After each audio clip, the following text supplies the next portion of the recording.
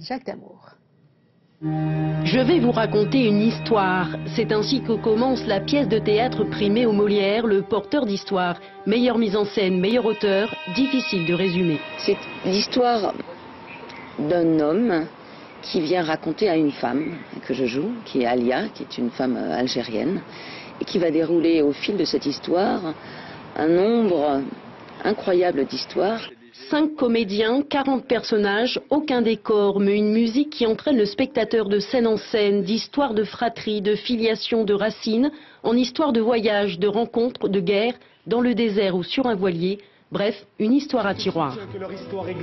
Je joue le rôle du papa, je joue le rôle de Michel Le Boreux, un fossoyeur, je joue le rôle d'Alexandre Dumas, je joue le rôle du gendarme, je joue le rôle d'un garagiste, du douanier marseillais.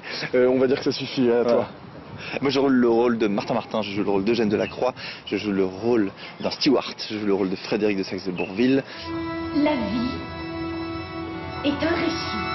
Il y a beaucoup de choses universelles, il y a des choses qui concernent la famille et puis des choses qui concernent aussi, qui sont ancrées aussi dans la littérature et qui parlent du cœur, qui parlent de l'humain, qui parlent de l'histoire commune à tout le monde. J'avais l'impression de retourner en enfance et d'accepter de tout lâcher pour juste attraper une histoire, une grande histoire, voilà. Depuis 2011, la pièce a été jouée plus de 700 fois. 21 comédiens se partagent les scènes parisiennes et internationales. Sur la Polynésie, c'est la compagnie Caméléon qui accueille Le Porteur d'Histoire. Il y a une convivialité, je dirais, autour des spectacles qui sont proposés, notamment l'après-spectacle, qui fait que du coup il y a un rapport aux artistes qui est différent d'autres théâtres de par le monde.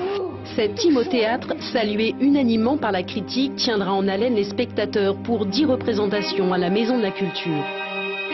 L'Express dit génial.